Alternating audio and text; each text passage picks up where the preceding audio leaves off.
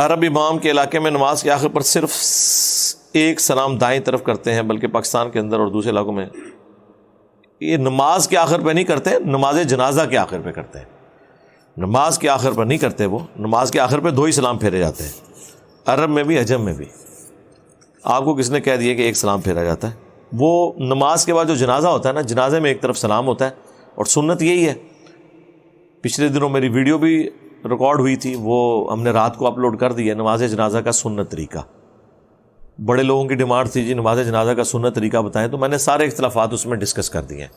جو تقی عثمانی صاحب نے وہ ایک جنازہ سورہ فاتحہ اس میں پڑھ دی، تو وہ حنفی سارے ان کے پیچھے پنجے جاڑ کے پڑھ گئے. آپ اندازہ کریں کہ جس نے پوری زندگی اپنے فرقے کی خدمت کی ہے، ایک مسئلے میں اس نے کوئی گالی نہیں نکالی اپنے فرقے کو، نہ یہ کہا کہ ہمارے فرقے والے غلط جنازہ پڑھا رہے ہیں، صرف اس نے سورہ فاتحہ جنازے میں پڑھ دی ہے، تو سارے کہہ رہے ہیں انہوں کی نے شیخ الاسلام بنایا ہے. ہاں اوے تسی بنایا سی، تہاڈا شیخ الاسلام سی نا. تو اگر شیخ الاسلام کی یہ حالت ہے کہ وہ ایک مسئلے میں اختلاف نہیں کر رہا، وہ کہہ رہا ہے آپ بھی ٹھیک ہو لیکن یہ بہتر ہے کیونکہ بخاری میں آ گیا ہے کہ سورہ فاتحہ جنازے میں پڑھنا سنت ہے، تو میں نے اپنے بھائی کے جنازے پہ پڑھ لی. انہوں نے کہا نا انجتے نہیں. اور تقی عثمانی صاحب کے ساتھ جو ہو رہی ہے وہ بالکل ٹھیک ہو رہی ہے. اس کی وجہ ہے کہ جب تک آپ فرقے کا دفاع کریں گے نا، آپ کے ساتھ یہی کچھ ہوگا. بھائی جڑیں بڑھو باہر نکلو، کو جی ایسی تیسی تہاڈے بابیاں دی، میں وہ تکاں گا جو قرآن و سنت نے لکھی ہے. ٹھیک ہے، ورنہ انہوں نے آپ کی عزت تو پھر بھی کوئی نہیں کرنی ہے. دیکھ لیں ایک مسئلے میں انہوں نے کس طرح ہنگامہ کھڑا کیا ہے پوری دنیا کے اندر. انہوں نے کہا جی دیکھو جی یہ حدیثیں باقی لوگوں کو نہیں پتہ چلی. تو ایک دروازہ الحمدللہ انہوں نے اس دور کے اندر اپنے فرقے میں کھولا. ویسے تو ہم نے ان کے دروازے ہی توڑ دیے ہیں، کھولنے والی تو بات ہی کوئی نہیں رہی ہے. انہوں تو ننگے ہو کے سارے نظر آ رہے ہیں.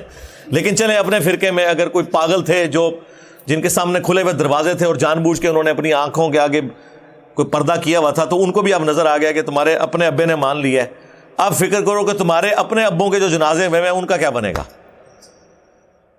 ٹھیک ہے، شیخ احمد سرندی جسے یہ مجدد الافسانی کہتے ہیں، اس نے مکتوبات میں لکھا ہے کہ جب سے میں نے یہ حدیث پڑھی ہے نا بخاری مسلم کی، لا صلاۃ لمن لم یقرأ بفاتحۃ الکتاب، جو سورہ فاتحہ نہیں نماز میں پڑھتا اس کی نماز ہی درست نہیں ہے، تو میں اس وقت سے نا ڈر گیا ہوں اپنی نمازوں کے بارے میں. کوشش کرتا ہوں میں امام خود ہی بنوں، چونکہ میں حنفی ہوں تو حنفی تو امام کے پیچھے فاتحہ نہیں پڑھتے، تو مجھے خطرہ لگا رہتا ہے پتہ نہیں میری نماز ہو رہی ہے نہیں. تو میں کوشش کرتا ہوں کہ میں نماز خود پڑھاؤں تاکہ فاتحہ تو پڑھوں. او ماموں پارٹی پچھلا دن نماز بھی کوئی فکر کر رہا، اپنی نماز ہی تنوں فکر ہے. کتنے یہ خود غرض ہیں.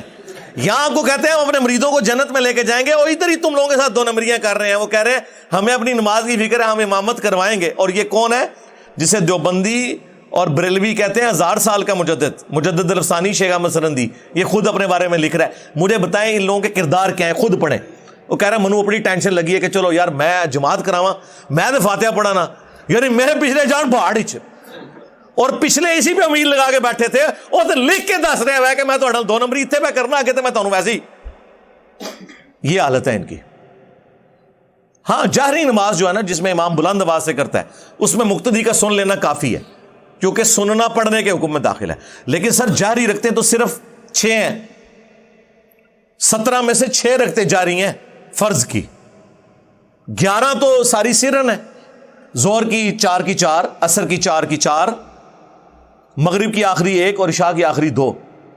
یعنی جو 17 رکھتے فرض ہے نا، 2 فجر، 4 ظہر، 4 عصر، 3 مغرب اور 4 عشاء، ان 17 میں سے 11 میں فاتحہ آپ نے امام کے پیچھے پڑھنی ہوتی ہے، جس میں امام خاموشی سے پڑھ رہا ہوتا ہے، یعنی آہستہ آواز میں. خاموشی سے تو نماز ہوتی نہیں ہے، زبان ہلنا تو ضروری ہے، اپنا سننا تو ضروری ہے.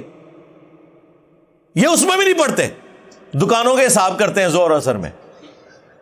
ظاہر ہے زور اثر چاروں رکھتوں میں کچھ بھی نہیں کرنا کرانا. اور یقین کریں عام آدمی زور اثر میں سورہ فاتحہ اور سورت پڑھتا ہے جب تک کہ اسے مولوی نہ کاٹ لے اور اسے بتائے کہ نہیں پڑھنی. آپ میں سے بھی اکثر لوگ ہوں گے آپ کو نہیں پتا ہوگا، زور اثر میں بھی پڑھتے رہے اور پھر کو مولوی کاٹتا ہے آپ کو کہتا نہیں یہ بھی چھڑ دو، حالانکہ عقل نہیں کام کرتی. یار اگر چھڑ دیے تو کیا کریے، دکان تو صاف کریے.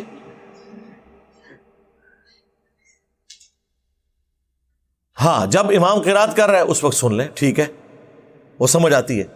تو یہ لوگ تو بالکل فاتحہ کے دشمن ہیں. تو آپ دیکھیں تقی عثمانی صاحب نے فاتحہ کیا پڑھی ہے, وہ سارے ان کے دشمن ہو گئے. تو کہتے ہیں کتنے تھا شیخ الاسلام ہے. اس لیے میں نے اپنے اسٹوڈنٹس کو کہا تھا کہ ان کے ساتھ زیرو کمپرومائز ہے. وہ جو قرآن میں آیا نا کہ جب تک تم یہود و نصارہ کی ملت پہ نہ آ جاؤ یہ تم سے راضی نہیں ہوں گے. کسے کہا گیا؟ صحابہ کرام کو. صحابہ کو بھی یہ فہم تھا کہ یار ہم حضرت عیسیٰ کی اتنی عزت کرتے ہیں, حضرت موسیٰ علیہ السلام کی اتنی عزت کرتے ہیں, تو یہودی اور نصرانی ہم سے کیوں بغض رکھتے ہیں؟ کامن ٹرمز میں تو اکٹھے ہو جائیں ہمارے ساتھ. لیکن قرآن نے کہا کہ یہ جب تک تم ان کی ملت پہ نہیں آ جاتے نا اس وقت تک انہوں نے تم سے راضی نہیں ہونا. اور آپ لوگ بھی یاد رکھیں, جب تک آپ ان فرقوں کی ملت پہ نہیں آ جاتے نا, اور 100% ایک مسئلے میں بھی اختلاف کریں گے اٹھا کے پرے پھینکیں گے آپ کو. مجھے خود طارق جمیل صاحب نے بتایا, ایک دفعہ نہیں, ایک دفعہ تو برف سے نفیس سامنے بیٹھ کے فون پہ کئی دفعہ بتا چکے کہ میں نے جب یہ حدیث بیان کی من کنت مولا فہذا علی مولا, جس کا مولا میں اس کا مولا علی. یہ حدیث تو اہل سنت کے ہاں پائی جاتی ہے, حدیث متواتر ہے, جامع ترمذی میں ہے, مسند احمد میں ہے, سنن نسائی الکبریٰ کے اندر موجود ہے, اور کئی کتابوں میں. تو کہتے ہیں میرے اپنے فرقوں کی جو دہشت گرد تنظیمیں ہیں نا, ان کے مولویوں نے مجھے فون پہ قتل کی دھمکیاں دی. اختلاف رائے نہیں سرکار, قتل کی دھمکیاں. طارق جمیل صاحب نے تو میرا خیال کبھی مکھی بھی نہیں ماری ہوگی. ان سے تو ہندو بھی خوش ہیں, جس طرح کی وہ میٹھی توحید بیان کرتے ہیں. وہ انبیاء والی توحید نہیں ہے, وہ ہندو یہودی عیسائی ان کے والی توحید ہے. انبیاء والی توحید میں نا آپ نے پھر ننگی تلوار کی طرح توحید بیان کرنی ہے. ہاں, چاند اللہ نے بنایا, سورج اللہ نے بنایا, یہ سارے مانتے ہیں.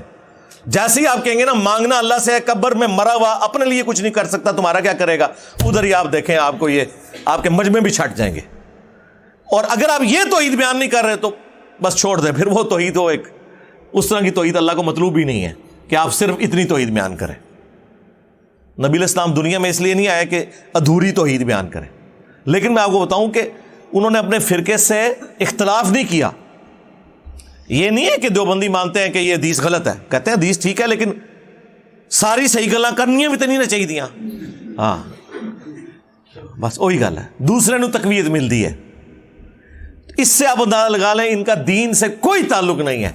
ان کا ٹوٹل دین یہ ہے کہ کس چیز سے دوسرا ناراض ہوتا ہے وہ ہم نے بیان کرنی ہے, اور کس سے اپنا خوش ہوتا ہے ہم نے وہ بیان کرنی ہے. ہاں دیکھیں نا ان کی دکانیں پھر کیسے بند ہوئی ہیں. وہ آپ نے وہ دیکھی ہے, وہ ایک اینیمیشن, وہ کارٹون ٹائپ ایک جو بھائی نے بنائی ہے. ہاں, 4 دکانیں جڑی ہیں ڈگیاں نے. ہاں تو یہ ایسے ہی ہوا ہے.